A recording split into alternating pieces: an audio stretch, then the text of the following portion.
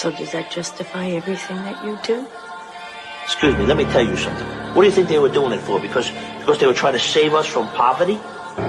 No, they did it because they needed us. It's honor and family and loyalty. And some of us wanted a piece of the action. Now, we weren't educated like the Americans, but we had the balls to take what we wanted.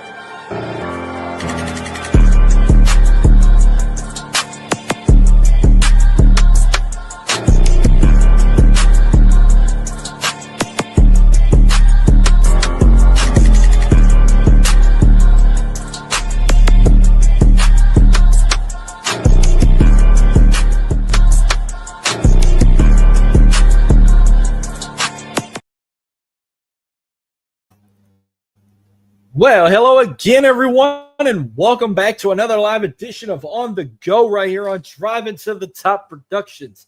And I'm your boy, back again, Big Hoss, and I'm bringing the sauce. Wait a minute, get it how you live it. 10 toes in when we standing on business. I'm a big stepper, underground methods. Top-notch hoes, get the most, not the little.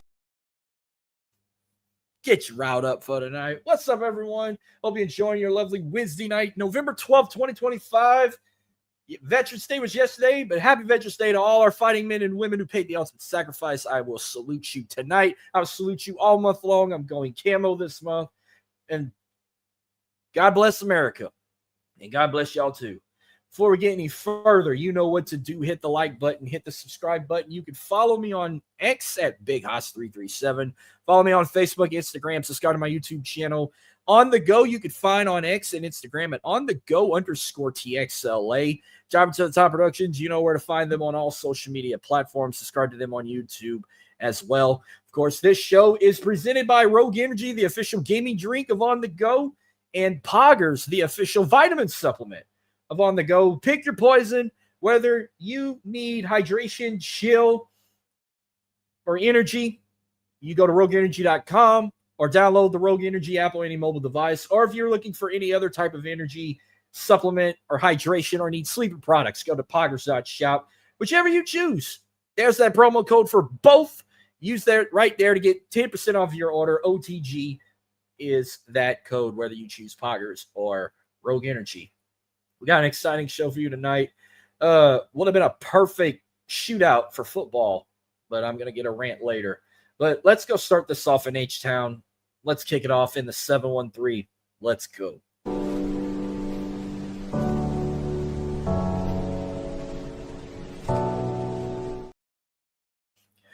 Welcome to the land where it just don't stop. Trunks pop, tops drops, and the front end hop. So I posted a tweet earlier this year, at the end of last week. I said, with basketball season in the mix with college and the NBA, I have a lot of basketball teams on this show I covered. Well, not as much as the football I got, but I stated that every basketball team I cover was going to have its own segment. For example, for the Houston Rockets, I started like the Fuse. For the New Orleans Pelicans, it would be Take Flight. I'm also going to do it for the college basketball teams I cover, for the Houston Cougars, the McNeese Cowboys, and both LSU's boys and girls basketball teams. So we'll kick it off with the Houston Cougars basketball team. We're going to call this segment Red Alert. So let's talk some Cougars basketball. As of right now, the Houston Cougars are undefeated. They started off the season the number 2 team in the country, and just after 1 week, they're now the number 1 team in the country. I like it. They didn't start off number 1. Let them start somewhere where they can improve. And let me update the record. I said they're undefeated. I said they were 2-0. No, they're 3-0. I need to update their last game they just had, but we did talk about their opening game. They've only had 2 games after last week's episode. They got a big win over Towson.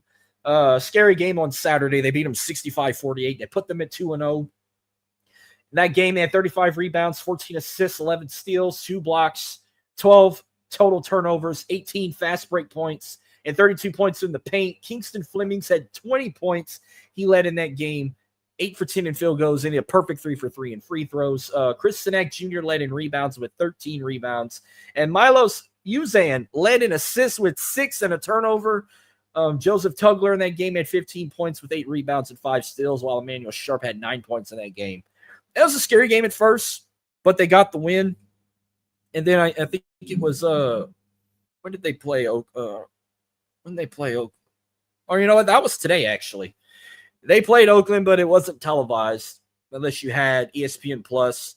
But I got so much going on right now. I mean, I watched a little bit of what I could, but hey, they got the win. They take down Oakland, who had a appearance in March Madness. They beat Oakland 78-45 was the final in that one. That moves the Cougars to 3-0 of the season. Let's see what the Cougars had in this one. 46 rebounds, 20 assists, 9 steals, 6 blocks, 6 total turnovers, 17 fast break points, 40 points in the paint. And that was their largest lead, too, was 40, despite that they had 17 fouls. A couple leaders in this game. Kingston Flemings led in this game with 19 points, 8 for 12 in field goals, and 2 for 2 in free throws. While Ramon Walker Jr. led in rebounds with 6 rebounds. And leading in assists in this game was also Kingston Flemings. He had 9 assists. Only no turnovers in this game. Who else had some numbers here? Tugler had 4 points. Milos had 3 points. Emmanuel Sharp had 19 points. Harwell had 9. Miller had 7. The numbers were pretty good. So they're kicking ass. They need to keep this going. They got a big matchup coming up. Let's see what they got coming up till next week's show. Just one game that I'm probably going to recap. They got a top 25 matchup. They're playing in I don't know if you want to call this a tournament. The Battleground 2K25. I don't know if that's a tournament, but it's taking place in Birmingham, Alabama. And they're taking on the Auburn Tigers, who is also undefeated, but the number 22 team in the country. So got a little playoff caliber like matchup I'm looking forward to. Houston's a heavy favorite. Hopefully they can get it done. But I mean, that's the only game they got coming up after this show goes off the air. So just one game. It's a 2 p.m. kickoff on ESPN. So, hey, spoiler alert, New Orleans Saints don't have a game this Sunday. They got a bye week. I don't mind skipping NFL games to check out the Houston Cougars on prime time against a team like Auburn, who's got some good runs in basketball in the SEC and whatnot. But that's all I got on the basketball talk. We'll still keep it on the Houston Cougars, but let's jump to their football team as they got a big, important win this past Friday. They beat UCF 30-27. Space City wins over Space University, whatever you want to call them. So now the Houston Cougars, they're now 8-2 of the season, 5-2 in the Big 12. 433 total yards in that game, 223 passing, 210 rushing. Connor Wegman went 20 for 31, 223 passing yards, 2 touchdown passes to Mayor Thomas and Dean Connors. Mayor had a big one for 64 yards. Dean Connors' catches for 9. And 3 interceptions, unfortunately. DJ Butler. He also had 22 carries for 82 yards. He led in rushing. DJ Butler had 14 carries for 69 yards. Dean Connors had 10 carries for 68 yards. Mayor Thomas led in receiving. He had 5 catches for 103 yards with a touchdown. Tanner Kazoil had 8 catches for 66 yards. Dean Connors, 2 receptions, for 16 yards and a touchdown. Defense alone, not pretty bad. Pretty good defense. 2 interceptions by that defense. Latravion McCutcheon had a pick 6 for 45 yards. Even Kentrell Webb had an interception. The defense alone, 58 total tackles, 42 solo, 6 tackles for a loss, and a sack from, how you say his name? Carmika Glass? Did I say his name right? If one of y'all says some silly-ass name, this whole class is going to feel my wrath. Anyhow, well, we're going to see. Actually, you know what? Cougars get another bye before they play anybody else. So no game this Saturday for the Houston Cougars. They got a bye week, but they got 2 games left coming at you next week. 2 teams left in Texas. I can tell you this. They got their final home game with TCU on November 22nd, and they close out the regular season at Baylor November 29th. So off day for the Cougars, their second bye week of the season, but good thing they're going into a bye with a win because they needed that. We're keeping them talking H-Town. Now let's talk some Houston Rockets talk, or we like to call light the fuse. The Houston Rockets, one of the top teams in the NBA right now. Despite with what they've had over the weekend, I know they're playing a game right now. They're playing the Washington Wizards right now. It looks like they got that game in the bag. But if we're talking about what they've had recently in the last few weeks, so let me get that up for you. I know after last show they had a win over the Memphis Grizzlies. This past Friday, they were in group play for an NBA Cup matchup with the San Antonio Spurs, where they came up short 121-110. I didn't really put no numbers in that game, but I could kind of share some with you in that one. Şengün led in that game with 25 points, 10 for 22 in field goals, 4 for 5 in free throw shooting. He also led in rebounds with 9, and he led the whole game. He also led in assists with 8 assists and 3 turnovers. So Şengün basically balled out in this game. Who else? Let's see how everyone else did in that loss. Kevin Durant had 24 points, 1 rebound, 2 assists, 1 steal, but he fouled out. Jabari Smith had 5 points, 8 rebounds, 2 assists. Okogie had 12 points, 3 rebounds, 5 steals. Amin Thompson had 14 points, 7 rebounds, 3 assists, 1 steal, 1 block. Shepherd, 16 points, 6 assists. Man, don't count Shepherd out, man. I feel like they could have won that game. They did get a win on Sunday. They went on the road and played the Milwaukee Bucks. Got a win 112-115 over the Milwaukee Bucks. That put them at 6-3 with under 5 to go. If they keep this up, they'll be 7-3. So their game with the Bucks, they had a total of 50 rebounds, 24 assists, 8 steals, 3 blocks, 18 total turnovers, 12 fast break points, 58 points in the paint, 19 fouls. Kevin Durant led in the game with points. He had 31 points, 11 for 15 in field goals, 7 for 9 in free throws. He also led in assists with 7 assists and 3 steals. Şengün led in rebounds with 11. He also had 23 points in that game. Jabari Smith had 16 points with 9 rebounds. Reed Shepherd had 16 points.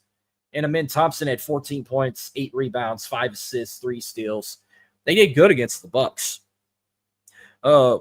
While we wait on this game to end, I'll probably pop it up later in the show. What they got coming up until next show, 3 games coming up. They go back into group play for the NBA Cup with the Portland Trail Blazers this Friday night at 7 at home. Sunday, they're back at Toyota Center taking on the Orlando Magic. And for next week's show, next Wednesday, they'll be playing on primetime against the Cleveland Cavaliers on ESPN. Some have quite a bit of Rockets basketball to talk about when we get back on next show. So let that game continue to roll out. Again, they still lead this game 123-105. I'll give you a final update while I'm still on this show.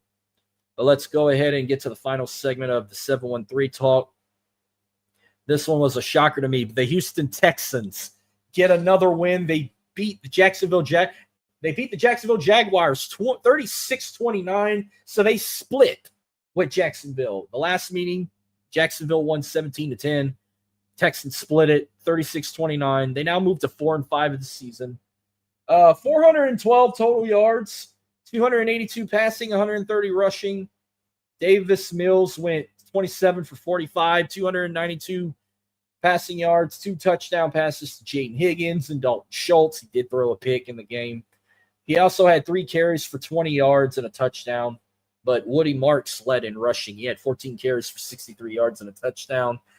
Nick Chubb had 5 carries for 47 yards. Nico Collins led in receiving, 7 catches for 156 yards. Man, I wish he'd had a touchdown. Dalton Schultz had 7 catches for 53 yards and a touchdown. Jaden Higgins, 5 catches for 42 yards and a touchdown.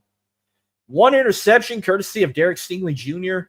The defense, though, 64 total tackles, 38 solo, 8 tackles for a loss. And you ready for that? Clip coming. 5 sacks. At me. I got 5 on it.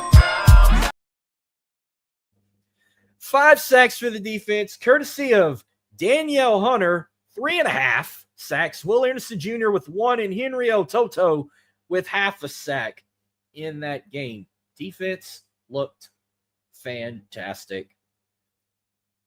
And I feel like they should have been playing like this all season, but hey, shit happens. And what they got coming up next, well, I didn't get prepared for this. I thought I had everything prepared, but I'm getting it up right now. Turns out this team does not have a bye week. Both my teams don't have byes. One of them's eventually going to play Sunday, and it's a big one. A big rivalry game Sunday. The Houston Texans go to Nashville to play the Tennessee Titans, a.k.a. the team that took the Oilers franchise out of Houston to Nashville and rebranded it the Tennessee Titans, even though they still own the rights to everything Houston Oilers. They can still own that Derek logo, throwbacks, all you can think of. That's basically what they play for that Oilers bragging rights. But Titans lead this series all time, 24 wins, 23 losses. So this has been a hell of a rivalry back and forth. So this is going to be the 48th meeting between the two. This is also going to be the second time. This is going to be the second time they meet this season because Texans won the last meeting at the end of September. They beat the Titans 26-0. They're looking to shut out Cam Ward and the Tennessee Titans. They've won 3 of the last 5. Now, if you want to throw the last 10 meetings, they've won 6 of the last 10. So it's always fun when these two play each other.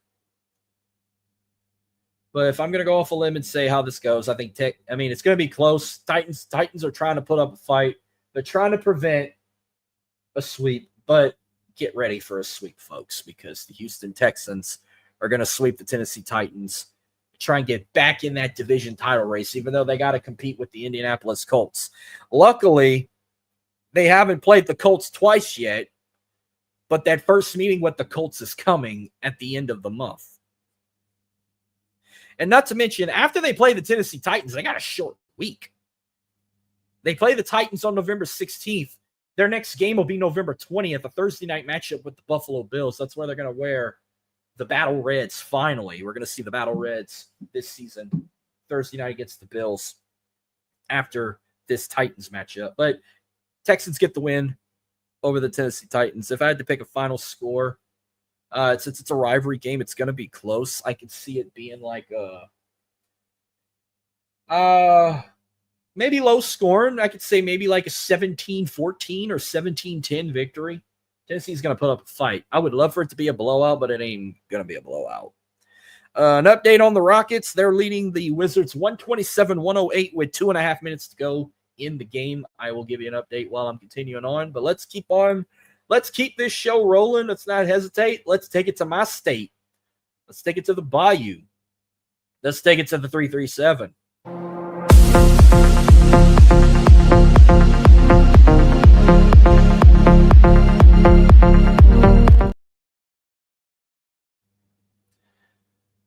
Welcome to the 337. Since we're going to start with the McNeese Cowboys, I figured, you know what? Let's start with the McNeese basketball team. Because I'm actually caught up with them since last show. They've only played 2 games, and I got the results for both of those.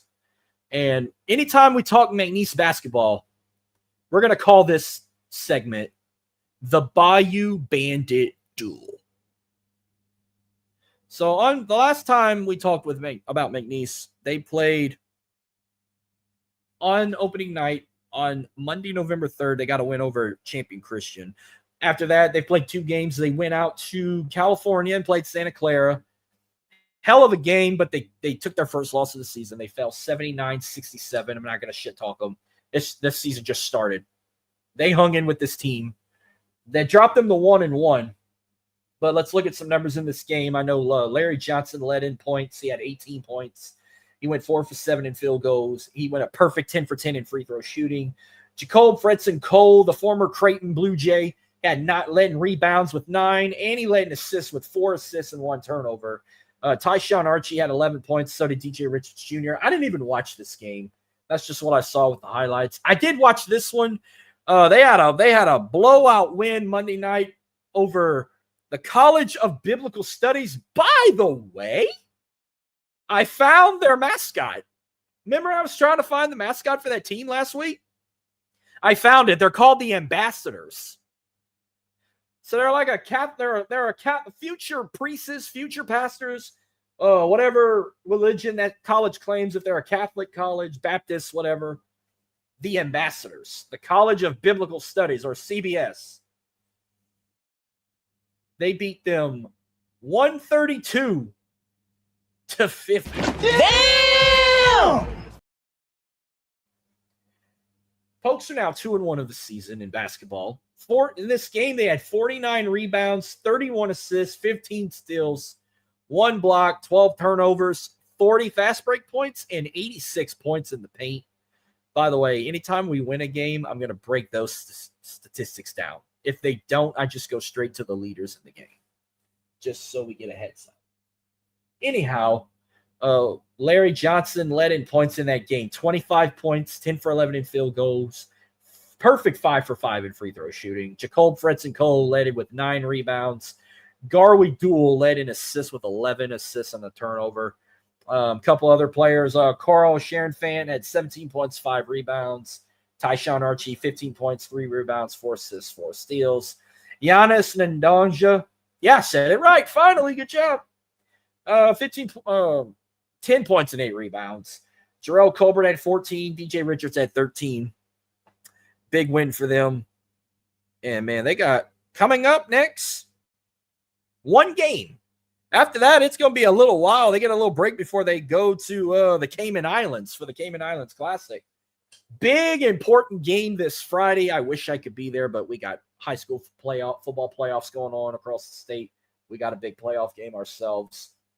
Should be must-win for us. Big rivalry when these two come together. We got to see it in football. We get to see it. We always see it every year in basketball, but they're coming to Lake Charles. Townsley Law Arena. Cowboys, Raging Cajuns, the battle of the I-10 showdown. It's going to be a packed house in Lake Charles. I hope they can fill that place up.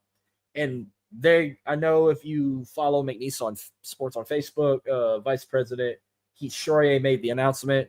$5 to get in the game. So if you plan on going and watch McNeese and UL, it's only going to cost you $5, and they're doing giveaways. Everyone gets a free gold T-shirt. I forgot who's that courtesy of, but they want the McNeese fans to rep gold. UL, I don't know if they're going to be rocking red, rocking black. Probably going to be repping red, but wear gold Friday for McNeese. Go Pokes. I hope they get the win. Going to be a hell of a battle. But that's all I got for McNeese basketball. Let's talk McNeese football. They got a big win themselves as well.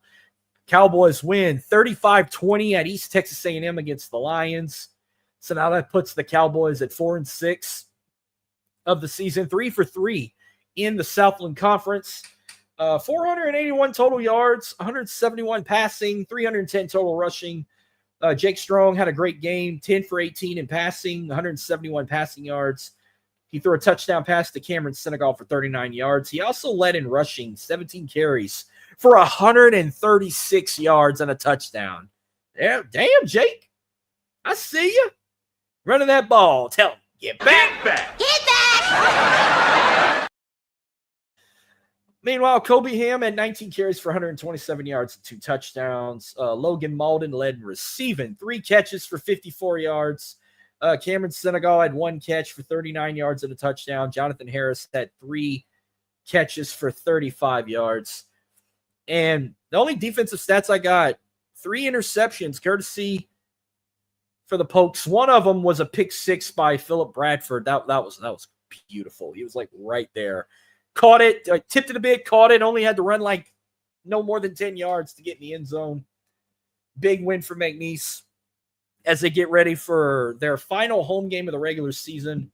Now, I have no history for this because this team they're playing is very new to the conference. UT Rio Grande Valley, the Vaqueros. This is their first year with football. So this will be the first ever meeting. I know what this team can do. This is going to be a hell of a game, and I will be there. So if you're going to be at the McNeese game at the Hole, Navarre Stadium Saturday night, come holla at you, boy. I'll be out there. This is going to be a good matchup. UT Rio Grande Valley, obviously going to be the heavy favorite. They're coming into that game 7-3, while McNeese is 4-6. Will be the heavy favorite, but hey, anything can happen. Let's just kind of look at and see how UT Rio Grande Valley's done this season. I know they started off undefeated, putting up big numbers against teams like Sul State, Langston College. They put 66 on Sul State. They put 80 on Langston, 61 on Texas Wesleyan. Their Prairie View A&M struggle win. They beat them 27-21. But once they got into their first conference game, they fell to Southeastern. They did beat Houston Christian. They hung in with Lamar, but they fell by 2 to Lamar. They beat Incarnate Word. They got blown out by Stephen F. Austin, and they beat Nichols in their last matchup. I'm hoping McNeese, I would love for McNeese to pull this off, but I'm going to just go off a limb and say they don't win this game. But I'm hoping they can at least hang, because I don't want to see no 41-17 final.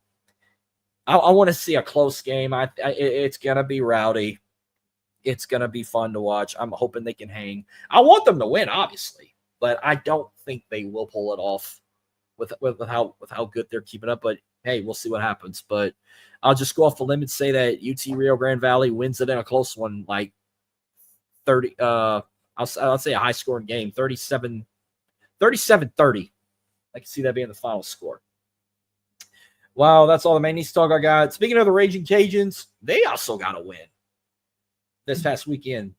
They beat Texas State 42-39. Cajuns as well, 4-6 of the season, 3-3 in their conference. 384 total yards in that game, 192 passing, 192 rushing. Lunch Winfield went 17 for 27, 192 passing yards, 3 touchdowns, 2 to Shelton Sampson Jr., 1 to Caden Jensen. That one was actually for 27 yards. 2 interceptions thrown. He also led, he didn't lead in rushing, but he had 18 carries for 49 yards and 2 touchdowns. Bill Davis led in rushing, 18 carries for 87 yards and a touchdown. Zylan Perry also had 14 carries for 59 yards. Shelton Sampson led in receiving, 5 catches for 80 yards and 2 touchdowns. Caden Jensen had 3 catches for 28 yards and a touchdown, while Landon Strother had 2 catches for 21 yards. Defense, 59 total tackles, 45 solo, 3 sacks, and 5 tackles for a loss.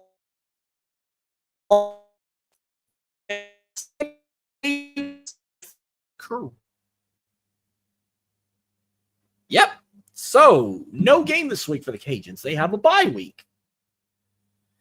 So that's all. Their next game, they go on the road on a Thursday night to play Arkansas State, but that's not until November 20th. We'll get to that next week. But good thing they had a bye with how they outcommitted at the end. I know they had a brawl with some of the players from Texas State, which, I'm not big on fights and all that. I think I've seen enough fights all weekend, with whether if it's high school football or college. It's like the second one in the state that happened. I'll tell you another one when we get to that around the boot segment. But big, good, important win for the Cajuns going into a bye week for them to restart, refresh, get ready for Arkansas State the following week on a Thursday night. Well, with that being said, that's all the talk I got in the 337. Let's go to Tigerland. If y'all ready, let's take it to the 225.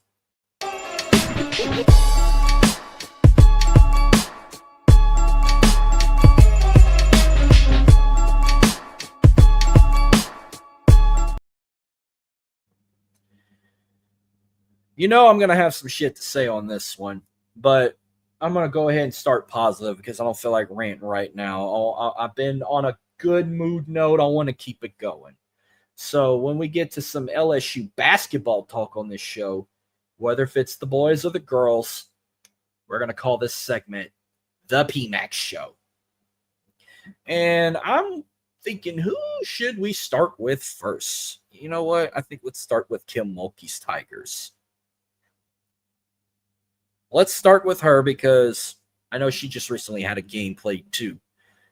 So after last show, they had one game with Houston Christian. They got the win 108-55. Since then, they've played 3 games. I got 2 numbers right here, and another game just ended I will share as well. But go back to last Thursday. They beat Southeastern Louisiana out of Hammond. 115-26. Damn! I'm going to update their record later, but that win got them at 3-0. They're now currently... No, actually, that game got them 2-0. I'm sorry. That game put them at 2-0. Flau'jae Johnson had 17 points in that game, 7 for 10 in field goals, 5 assists. Kate Caval led in rebounds with 9. Who led in assists in this game? Is it Flau'jae and Zykeia tie with 5? I don't know. Bella Hines had 14 points. Grace Knox had 11 points. That's the numbers in that one. But then on Sunday, did I put them in here? Okay, yeah, right here. So this past Sunday, they had another blowout win. They had their first road game. They beat Georgia Southern 118-70. Damn! Where in that game, Malaysia Fulwiley led in that game with 18 points, 5 for 11 in field goals. He went 5 for 6 in free throw shooting. Kate Caval led in rebounds with 14. Jada Richard led in assists with 7. Zykeia Johnson had 17 points in that game. Flau'jae had 19 points with 4 rebounds and 6 assists. And recently they just played Charlotte at the PMAC. Another blowout win. They beat them 117-59. Damn! Let's look at the numbers in this one. I got to see this one. Malaysia Fulwiley. She led that game in points. She had 22 points, 8 for 11 in field goals, and 1 for 1 in free throw shooting. Kate Caval led in 12 rebounds, and Jada Richard led in assists with 3 turnovers. So big shout out to Kim Mulkey's Tigers. That now puts them at 4-0 of the season. They're still undefeated, and they're the number 5 team in the country. What's next for Kim Mulkey's Tigers? Well, they only got 1 game coming up. Monday night, they go to New Orleans to play Tulane. 6 p.m. tip-off on ESPNU. I think they can get that one done. Meanwhile, now if we're talking about McMahon's Tigers, they're also undefeated. They're currently 2-0 right now, but they only played 1 game after last week's episode. They played the University of New Orleans. They got the win 93-58. That puts them at 2-0. A couple numbers in this game: 56 total rebounds, 21 assists, 4 steals, 5 blocks, 7 total turnovers, 13 fast break points, and 42 points in the paint. That one. Mike Nwako led with points with 22 points, 9 for 13 in field goals, 4 for 5 in free throw shooting. Markel Sutton led in rebounds with 15, but he also had 15 points. Deaton Thomas Jr. led in assists with 8 and a turnover. Jalen Reed had 15 points. Pablo Tamba had 10 points. Good. Tigers are kicking hot on the court. And let me read that right. Did I say only 1 game? No, that was the girls. They got 2 games coming up till next episode, which next week will be the 19th. I'll drop the next one. So far, they got 6 games this month. 5 of their 6 games are at home. Their last game of the month will be on the road in a tournament they call the Emerald Coast Classic, which will be in Destin, Florida. So what they got coming up tomorrow night, they're back at the PMAC. They host Florida International, 7 p.m. on SEC Plus. And then Tuesday night, November 18th, they host Alcorn State, who's 0-4. So LSU's boys can eventually be 4-0 by the time we get to next week's show. They keep this up. Go Tigers. Good thing they're satisfying me. Because you know who's not satisfying me right now, despite all the problems they got? LSU's football team. Despite all the Brian Kelly drama with them filing a lawsuit on his buyout. It's $58 million buyout, but I think they only gave him like $28 million. That's all I can give you for that. Just give the man his money. He's actually terminated. I don't know where they're getting to this point saying, oh, he's not officially terminated. That's where I call bullshit. A bullshit? A bullshit? A bullshit. A bullshit. But if you want to boil my blood even more, I hate when we lose to this team. We could have beat this team, but I'm going to have a lot of rant about this. But let me just say, I'm not going to shit talk the defense. I'm going to be shit talking the offense. But LSU now loses 3 in a row, coming off that bye week. First game without Brian Kelly. You think we were going to play better, wanting to play better. Offense didn't even do too good at all. They lose to Alabama 20-9. You bunch of losers! You're working with a professional here!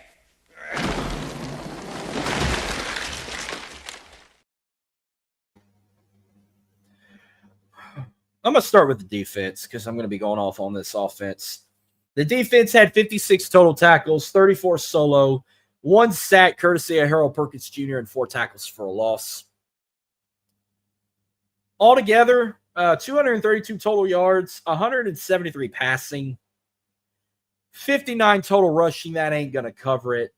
Because of how bad this offense played, they're now 5-4 of the season, 2-4 in the SEC. I don't even think they're going to go bowling. But I heard one more win could make them bowl eligible. Garrett Nussmeier. You went 18 for 21 and you had 121 total passing yards. Shockingly, you didn't throw no interceptions. But you played like dog shit. You got rid of the problems. You got rid of Brian Kelly. You also got rid of Joe Sloan. And all y'all want to do is throw the goddamn screen pass? Whoever was doing the play calling, running the same shit over and over. Off is a direction you can fuck. Got bad enough you had to put Michael Van Buren Jr. in there, which he went 5 for 11 with 52 passing yards. What I'm told with the next game coming up, he's supposed to start against Arkansas. We'll talk more about that in a bit. O-line, fucking trash. Our run game was diabolical. Harlan Berry had 12 carries for 66 yards. Caden Durham had 3 carries for 4 yards. On the receiving end, Xavier Thomas had 5 catches for 49 yards. Barian Brown had 5 catches for 44 yards. Don't get me started with the refs. You know how many penalties were given to Alabama? This is where I blow the whistle. Blow the whistle. Blow the whistle. Blow the whistle. Blow the whistle. It's like every fucking time we play Alabama, we got to play the refs too. They always give them shit. I bet they didn't. I don't even think they get whoever freaking pulled Garrett Nussmeier's helmet to the side that looked like he broke his neck. I don't think they got a penalty for that. I'm just so sick of the same shit. Like, dude, Alabama is not the fucking same team they used to be. With Nick, they're just lucky. It's that fucking hoodie Kalen DeBoer wears, that black hoodie that gets them so lucky. Their time's going to come, trust me. They may have won, like 5 SEC games in a row now, or even 6.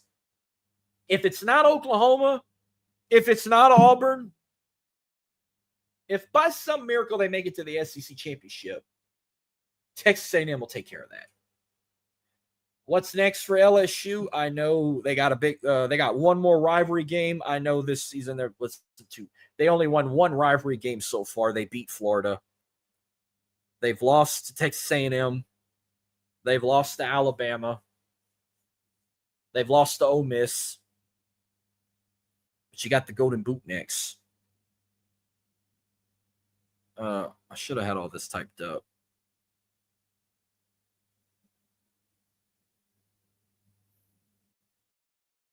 They play for the Golden Boot, but I should have typed all this up. I saw something where I know LSU's been dominating the rivalry.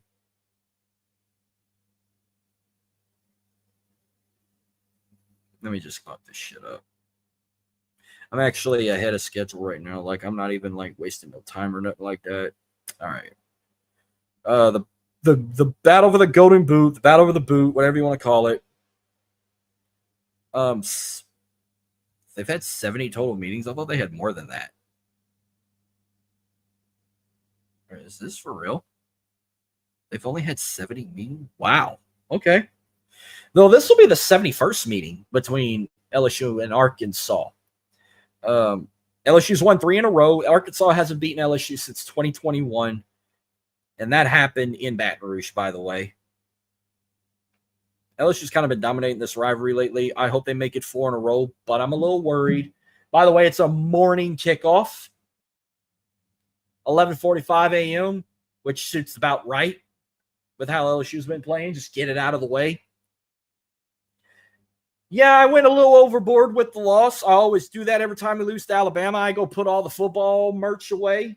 I only keep just anything that just got the LSU logo in general on it that don't say baseball, basketball, whatever. All the football shit's been put in storage. If I wear anything LSU Saturday, it's just going to be normal LSU clothes. I might still tap the win bar for luck, but if they cannot beat Arkansas, I probably just won't tap it no more. You might not see it in my snap stories no more because this team's already cooked. We're already officially in rebuild mode. I know we got a new coach coming soon. That's kind of been the main question, but I feel like if they want to win, I think it's time to put Garrett Nussmeier on the bench and start Michael Van Buren. Ever since Weeks started dating freaking Lane Kiffin's daughter, he ain't been the fucking same no more. This team's in shambles. You can blame Brian Kelly for this shit. Just give the man his fucking money, and let's just move on from him. It's already sad to see how this team's been playing. We're not used to being like this. I'm used to McNeese and UL being like this, not LSU. We're better than that. But a lot has changed since that national, after winning the Natty in 2019. Let's move further. Let's get out of this talk. Let's go ahead and go to the Big Easy. Let's go to the 504. I got a lot of positivity for that one.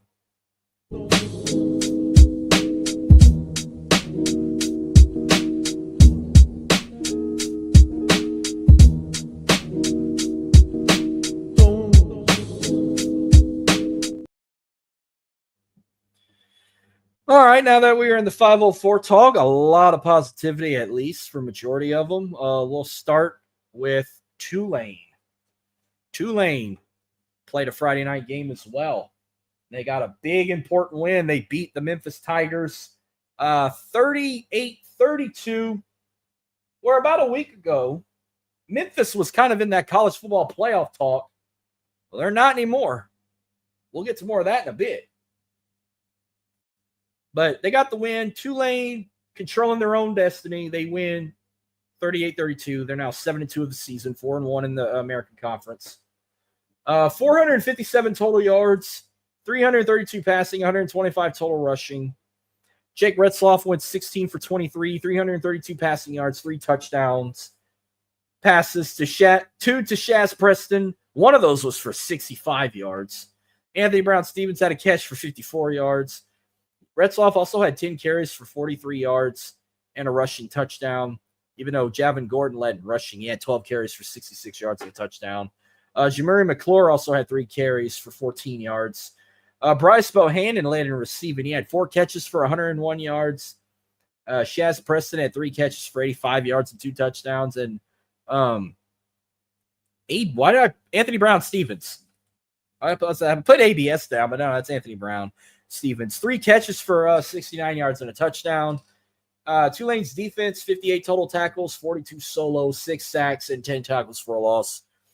They look good. Only thing I know is they got Florida Atlantic this Saturday, and this is going to be the game where they wear those City Connect uniforms. That looks so cool. And then I said the helmet had like the street blocks on the concrete in the French Quarter that says Tulane across it. They're going to look cool. I'm tuned for that. Tulane does get the win in that one. It's hard to predict a score.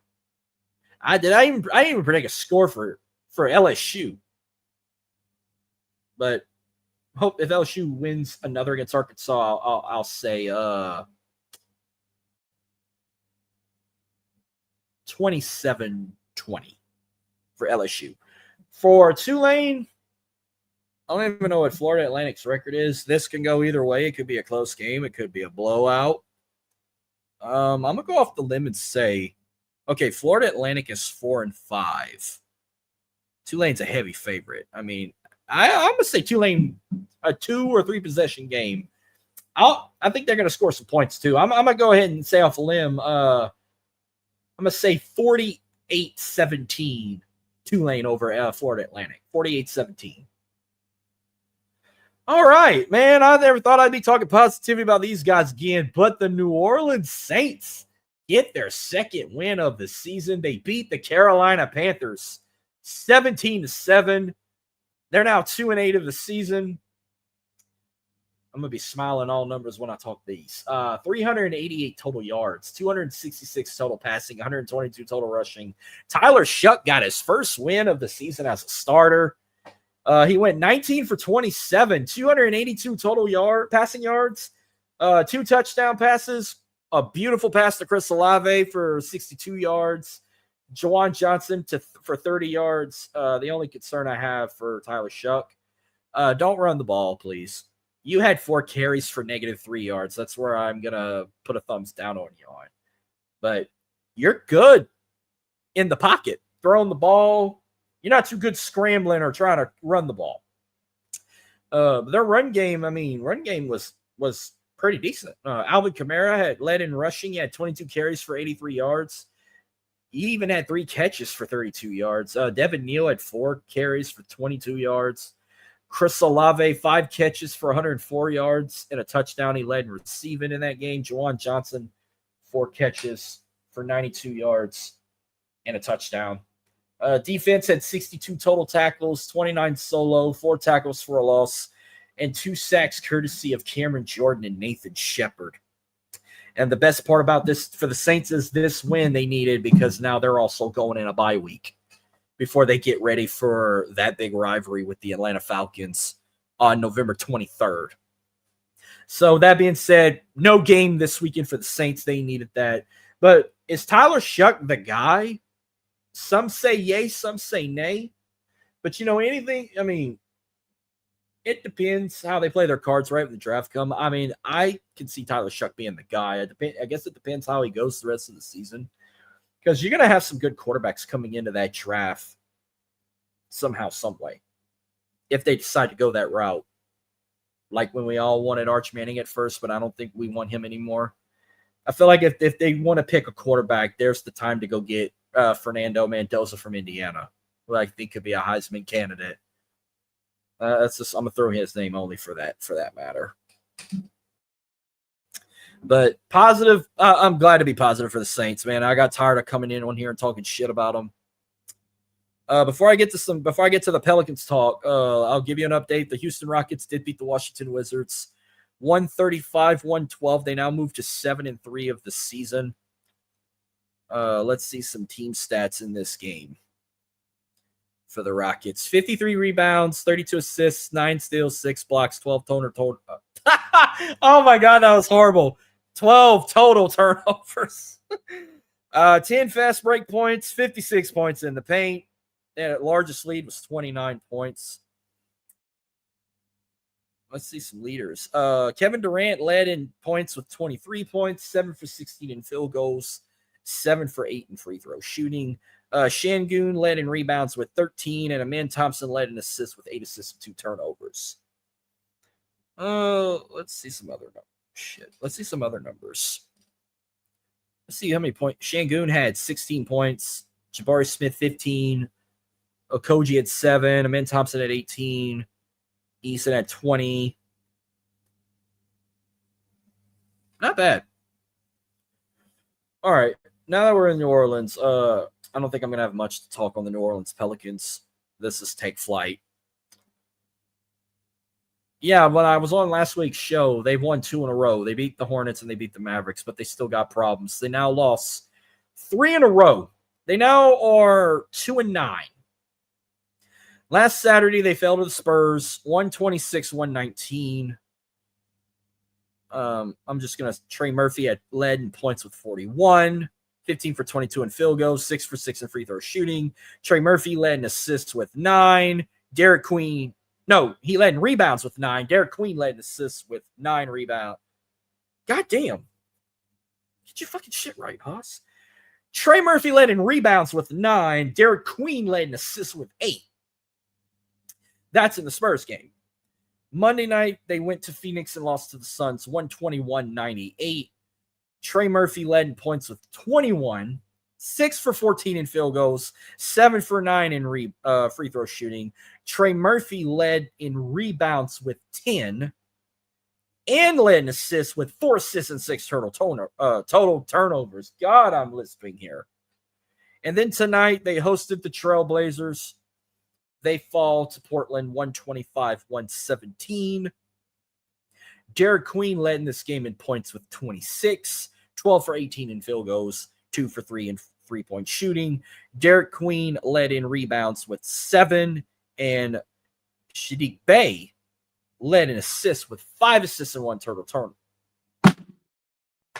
1 total turnover. What the fuck is wrong with me, dude? I can't even say 2 words that start with the letter T.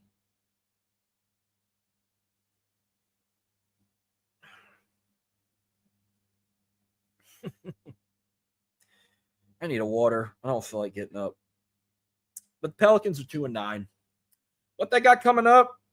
They go into group play Friday night for the NBA Cup. They host the Lakers. 7 p.m. tip-off. They host the Warriors on Sunday, November 16th. Man, they got 4 straight home games. Lakers Friday night. The Warriors on Sunday night. The Thunder on Monday night. And when I do my show next week, they will host the Denver Nuggets. So that's 4 consecutive home games for the Pels. That's going to be 4 tough games right there. The Lakers are currently 8-3. The Warriors are 7-6. The Thunder's the best team right now with 11-1, and the Nuggets are 8-2. Man, I'm hoping they can at least win 1 or 2 here, but why do I feel like they're going to lose 4 in a row and be 2-13 of the season? But at least they're not the worst team in the NBA right now. I can tell you that. They're definitely not the worst team. That's the Washington Wizards. They're the worst team.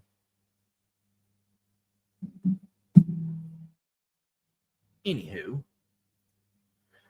that's all the Pelicans talk I got. Let's see what happened around the boot in college football. Let's start. I'm going by the order on the ESPN app, so I'll start with Louisiana Tech. They came off a heartbreaking loss to Delaware, 25-24. They got a late game Saturday night. They're heading out to the Northwest. They're going to Washington State, 9 p.m. tip-off. I might actually watch this game, and it's on the CW. I think they can pull this off. Louisiana Tech's 5-4. Washington State's 4-5. But I guarantee you Wazoo's the heavy favorite. And they are. Anything can happen. I think they can pull it off. I'm going with Louisiana Tech to win that one. UL Monroe coming off a bye week. They're back at home. They're going to host South Alabama, who's 2-7. 2:30 kickoff on ESPN Plus. They could potentially win that game. I'm gonna go with the Warhawks. Southeastern coming off a heartbreaking loss to Lamar, 14-12. So Lamar's like in the driver's seat to win the conference. Southeastern goes back to Texas, but they go to San Antonio to take on Incarnate Word, who's 4-6. 2 p.m. kickoff on ESPN Plus. Give me the Lions to bounce back. Nichols coming off a heartbreaking loss to UT Rio Grande Valley, 28-21. They almost pulled it off. But this is where they catch a big break. Even though they're 3-5, they're hosting a 1-9 Northwestern State team.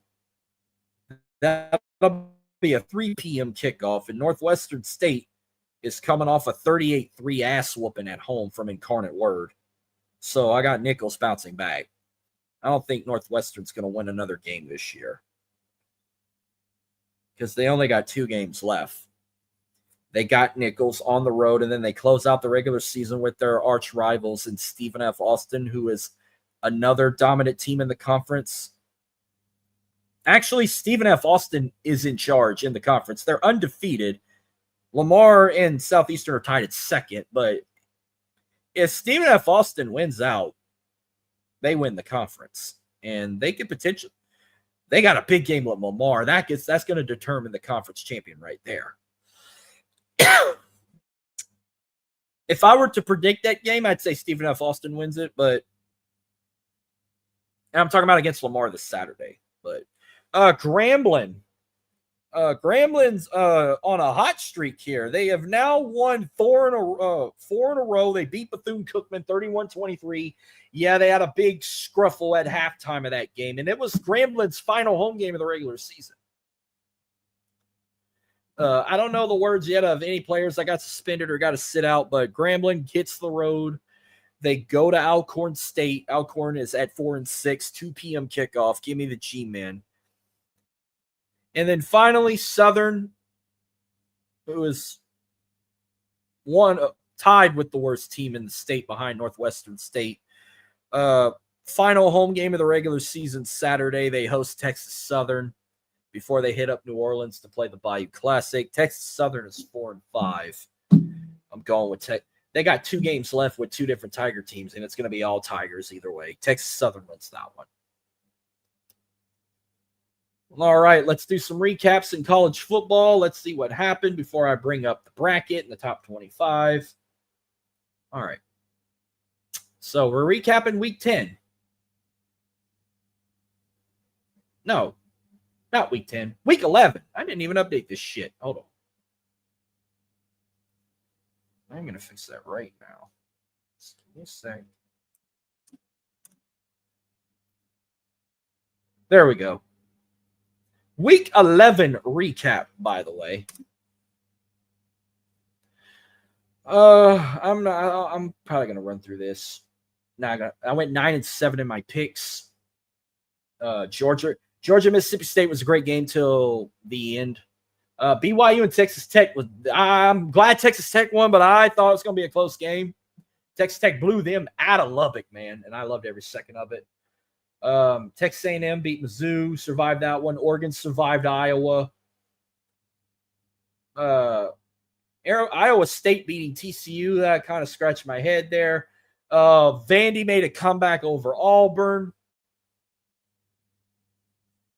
What else happened? Clemson, Dabo gets to keep his job. Clemson survives another day beating Florida State. Notre Dame takes care of their business with Navy. And Kentucky gets a huge win over Florida. And out in the islands, I know I don't bring them up much, but Hawaii's still dominating. Hawaii beat the brakes off of San Diego State. Before we get to those picks, let's look at the updated college football playoff bracket. I said I was going to update this every single week. And right now, here is that top 25 for this playoff bracket. Let me pull this. Oh, no, I can keep that up. So really nothing changed in the top 5. Top 5 still remain the same. You got Ohio State at 1, Indiana at 2, 3 A&M, 4 Alabama, 5 Georgia. Then you shake it up here. 6 Texas Tech, 7 Ole Miss, 8 Oregon, 9 Notre Dame, 10 Texas, 11 Oklahoma, 12 BYU, 13 Utah, 14 Vanderbilt, 15 Miami, 16 Georgia Tech, 17 USC, 18 Michigan, 19 Virginia, 20 Louisville, 21 Iowa, 22 Pitt, 23 Tennessee, 24 South Florida, and 25 Cincinnati. This is the projected bracket as of right now. A couple changes were made. Nothing changed is the top 4 getting a bye, if this were the playoff bracket right now. You will see a change in that 12th spot. You saw Memphis there last time that they were predicting Memphis to play Georgia. Now you got South Florida up there. Now you got South Florida as a favorite to win the American Conference to go play Georgia. While you got a change in Notre Dame playing Oregon. You had Notre Dame with Ole Miss, but you changed it to Oregon, which that would be a hell of a game right there. You now got Miami and Texas Tech in the bunch. And you got Texas and Ole Miss, which would be a great rematch. If this were the playoffs right now, you know, God, how this is going to go down. You know, Georgia would decimate South Florida to get that Alabama rematch. Oregon and Notre Dame would be a nail biter, but you know they want that Oregon-Ohio State matchup. If that were to happen, Oregon would win. Miami, Texas Tech, they would give that to Texas Tech in a heartbeat. An all-Texas playoff game would be fucking outstanding. Texas and Ole Miss would be the barn burner here. Arch Manning versus Trinidad Chambliss in the playoffs would be fantastic. But who would win? If this were a playoff game, would they let Ole Miss beat Texas again? I think they would. Have Trinidad versus Fernando? That would be fucking awesome. Ole Miss and Indiana would be a great playoff matchup, the way Indiana's been going.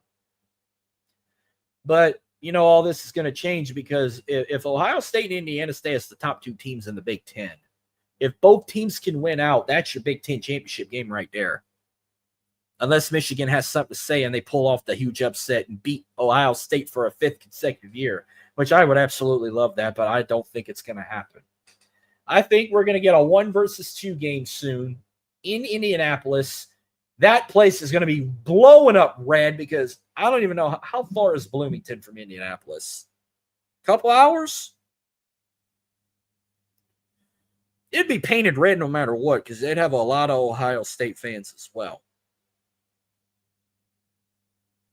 Oh, 55 miles. So you're about an hour away from Indy. That's like a home away from home for the Hoosiers if they were to make it to the Big Ten championship and play Ohio State.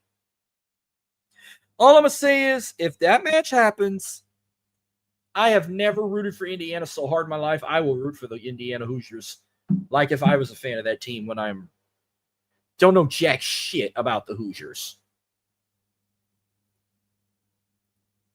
I think the SEC is kind of locked in. I think it's going to be Texas A&M, Alabama. I don't see nothing changing there. I mean, I'm gonna kind of look at some seeing how those standings are going. Let's see. American Conference. I think Navy could play in that game, despite if they're either going to play South Florida or possibly two. Because you got teams like South Florida, Tulane, North Texas, and East Carolina all controlling their own destinies with a 4-1 conference record. I think Navy got it locked in. But if I had to pick one or two teams to move on to play in that title game, if it's not South Florida, I think Tulane could find a way to sneak in there. But Tulane cannot lose another conference game. They have to win out if they want a shot. While the ACC, you got you got a 4-way tie for first place right now. And Georgia Tech, Virginia, Pitt, and SMU, they're all 4-5-1.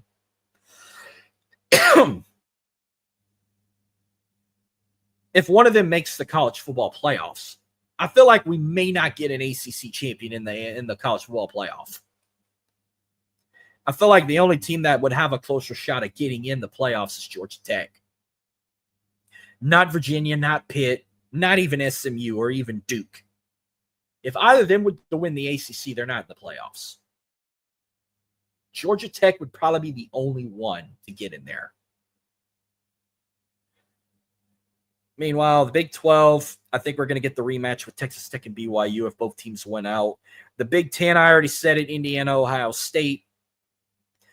Conference USA, if these two teams win out, they're both undefeated. It's going to be Kennesaw State and Jacksonville State.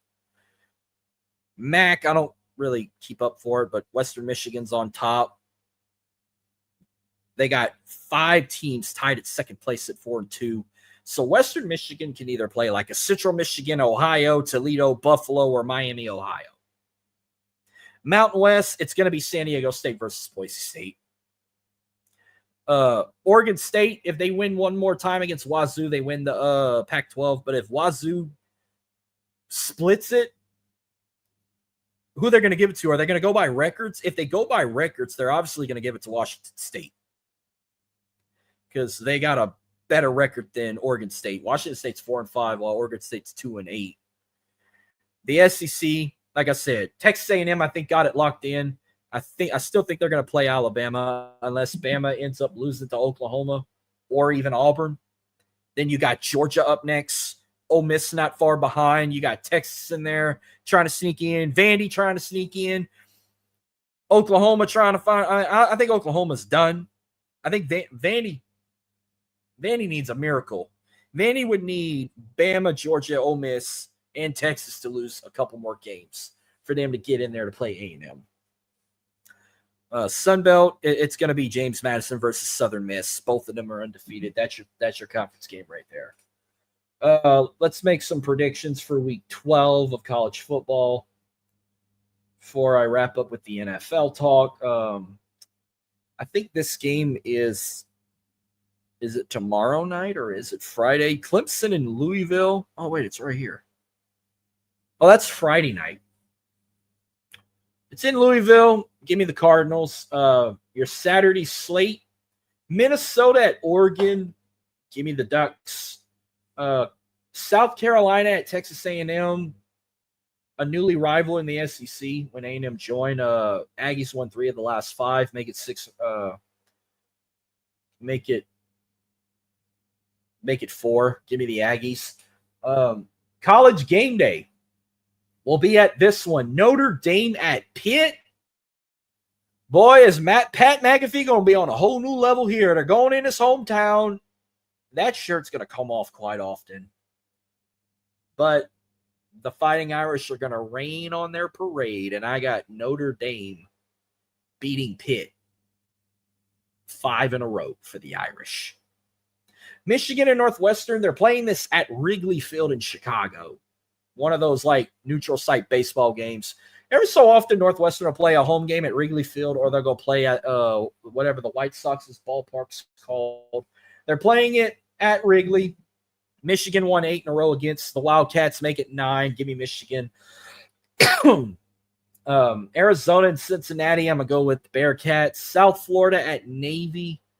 This will be a very good game to watch, but I'm going to go with South Florida.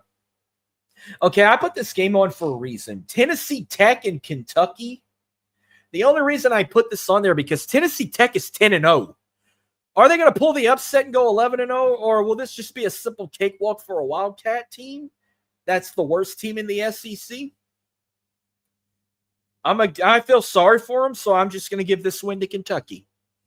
I'm going to laugh hysterically if Tennessee Tech pulls it off. Oklahoma at Alabama. Only the 8th meeting. And how crazy is this? Half of their meetings were bowl games. And in their last 5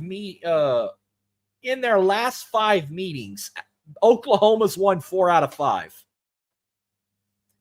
I forgot when was the last time Alabama beat Oklahoma. I remember they beat them a year ago. Shocking win last year. I remember they beat them in the Sugar Bowl one year before the CFP era started. But, dude, Alabama's not that good, bro. Something's going to give eventually. I'm just, of how pissed I was after that loss last week, I'm picking Oklahoma again. I think they win 2 in a row against Alabama. 2 in a row in the regular season. Call me crazy, but I don't give a shit. LSU already did one thing, and I'm just going to play it. They rip your heart out of your ass. They ripped it far out of my ass, but Oklahoma will make it better, hopefully. Boomer sooner, baby. North Carolina State and Miami. I'm gonna go with NC State. I think they can pull it off. I don't know what's up with this Miami team lately. Iowa at USC. It's in the Coliseum. USC's been playing better. Give me USC. Utah at Baylor. I'm gonna go with Utah. Texas and Georgia. Very questionable game here. Remember, these two teams met twice last year, and Georgia won both games. They played, I think it was week 2 last year. They played it in Austin. Georgia got the win, and then they met again in the SEC championship, and they beat them in overtime and beat them twice in 1 year. This is a bounce-back game for Texas, but you know what? Make it 3 in a row. Give me Georgia at home. It's a night game in Athens. Give me the Bulldogs. Mississippi State at Missouri. I'm going with Mizzou. And I'm going to wrap up. This is basically your title game right here. These two will eventually cross paths again. Boise State and San Diego State, part 1. I said these two teams will meet in the Mountain West. But I got Boise State winning the first meeting. So give me the Broncos. That's all I got for college football talk. I'm going to run this one short and sweet. Let's recap the NFL. I went 9-5. Broncos had a struggle win with the Raiders. Falcons and Colts in Berlin. I feel like the Berlin crowd could have been better, but Jonathan Taylor balled the fuck out. I don't care if you say the Falcons got screwed. I loved every second of it.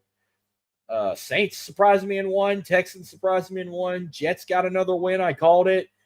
I didn't expect the Miami Dolphins to take care of Buffalo like that. Ravens keep on winning. Seahawks keep on winning. Lions got a win when they had to fucking, what do you call it?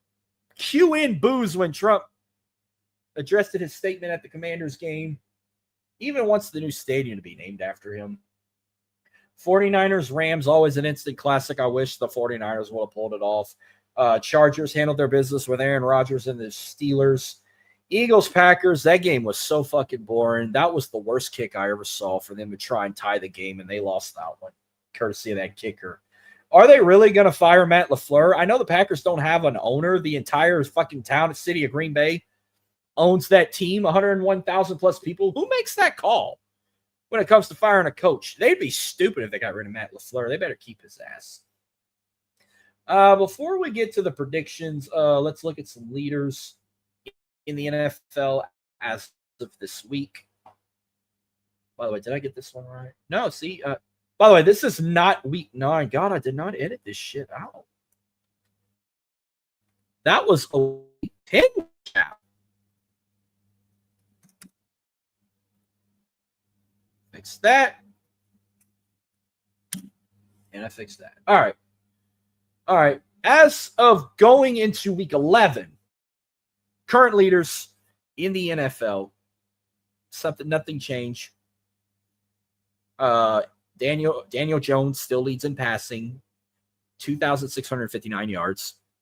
Jonathan Taylor leads in rushing for the league at 1,139 yards. JSN of the Seahawks leads in receiving for the league at 1,041 yards. While a couple runner-ups in passing, Justin Herbert, James Cook in rushing, Jamar Chase in receiving. If you did 3 through 5 in passing, Drake May, Matthew Stafford, Patrick Mahomes. In rushing, Rico Dowdle, did I say his name right, for the Panthers. Devon Achane of the Dolphins, J.K. Dobbins of the Broncos. And in receiving, Puka Nakua of the Rams, George Pickens, and Amon-Ra St. Brown. Meanwhile, on the defense, leading in tackles this season, Jordan Brooks for the Miami Dolphins with 105. Bobby Wagner's runner-up at 99. You got then Demario Davis, Cedric Gray, Alex Singleton. That's your top 5. We got a tie leading in sacks. Myles Garrett of the Browns and Brian Burns of the Giants tie at first with 11 sacks this season. Then you got Nick Bonito, Byron Young, and Josh Sweat in the top 5. And leading this season in interceptions, we got a 3-way tie. Kevin Byard III of the Bears, Tremaine Edmonds of the Bears, and Devin Lloyd of the Jags with 4 interceptions this season, with Jamil Dean and Cody Barton tied at second with 3. So that's your leaders this season so far. Let's make some NFL picks to wrap this show up because I am getting hoarse. My throat is hurting. I need a water. Thursday Night Football. We got a division showdown. Justin Fields and the New York Jets taking on Drake May and the New England Patriots. I almost was going to put this as an upset, but I feel like the Patriots are pretty hot right now. I think they're the best team in the NFC East. It's a race with them and the Buffalo Bills. So I got the Patriots beating the Jets. We got another international game. We got a game in Madrid. The Washington Commanders and the Miami Dolphins playing in Madrid. I know that crowd's going to get rowdy. NFL in Spain. I wish they'd go to Barcelona, but give me the Miami Dolphins over the Commanders. No game for the Saints. They got a bye week, but the Houston Texans at the Tennessee Titans, I said, give me, by the way, this is week 11 predictions, by the way. Give me the Tennessee Titans. No, Give me the Titans to lose to the Texans, baby. Bengals, Steelers. This ain't no 6-7 thing right here. This is a toss-up. But I'm going to go with the Steelers to bounce back. Chargers and the Jaguars. Chargers are red hot. Give me the Chargers. Bucks and the Bills. Could be a good game, but I'm going to go with the Buffalo Bills to bounce back. Bears at the Vikings. This almost was my toilet bowl of the week, but I was like, nah. This one was hard to pick because they both suck, but I'm going to go with the Minnesota Vikings to pull it off at the end. Panthers, Falcons. The Panthers are pissed right now because they lost to the Saints. And I don't know what's up with the Falcons. They have the second best running back in the league, and you guys suck ass. What was the best running back in the league? Bijan Robinson. You ain't shit no more, man. Give me the Panthers to beat the Falcons. Packers, Giants. Somebody's going to lose another one, but I'm going to have to go with the Green Bay Packers. Seahawks, Rams. Man, I hope the Seahawks beat the shit out the Rams, bro. And the Seahawks might be the best team in the NFC. This may be the top 2 NFC teams right here, but I'm going to say the Seahawks because fuck the Rams. 49ers and the Cardinals. Don't sleep on the Cardinals. They're another good team in the NFC. I think they pull it off. I got them beating the 49ers. Ravens, Browns. This is going to be a cakewalk for Baltimore. Give me the Ravens. Chiefs, Browns. Please, Lord, please let the Denver Broncos beat the Kansas City Chiefs. This ain't the same Chiefs team no more. The way the Chiefs are going right now, I don't think they're going to win. But win enough games to get in the playoffs. But I've had experts say the Chiefs might pull this off, but when they meet again on Christmas Day, the Broncos will win that one. But I think the Broncos can sweep Kansas City. Plus, this is in Denver. I ain't going to pick against them at home. Go Broncos, baby. Sunday Night Football, this is my game of the week. We got Jared Goff and the Detroit Lions taking on Jalen Hurts and the Philadelphia Eagles. This one was a toss-up, flip a coin, but I'm going with the Eagles. It's at home. It's a night game in Philly. Monday Night Football, Dak Prescott and the Dallas Cowboys taking on Geno Smith and the Las Vegas Raiders. This game is my toilet bowl of the week and my upset of the week because I got the Raiders beating the Dallas Cowboys in Vegas. I'm serious. Finally, I can catch a breath, man. I am done. I have went 3 hours of talking. I finally did a wrestling show after I don't know how long, back at 8 o'clock. And I started this at 9. So I am beefed out of talking. Shout out to everyone who tuned into both shows. Rich and Haas talking wrestling. Shout out to Rich. We killed it tonight. Shout out to everybody tuning in for this one. Again, Driving to the Top Productions. Be sure to give them a follow on YouTube. Subscribe to them on YouTube. Follow them on Facebook, Instagram. Follow them on X. Great people, great content. Check out the crew every Tuesday night when we do open mic. They got shows 7 days a week on YouTube or on X. Be sure to find them. And God bless you guys. Thank you again. Happy Veterans Day again to all the fighting men and women. We salute you. Weather might be colder again. I know it's warmer down here. Thanksgiving coming up. I'll be doing a Royal Wednesday show when that time comes. But as of right now, I will see you guys next Wednesday night, November 19th, same time, 9 p.m. Central, same place right here on YouTube, Facebook, and X. You can find me live. Thank you guys. God bless. I love y'all. I'm out. I will catch y'all at the next one. Peace.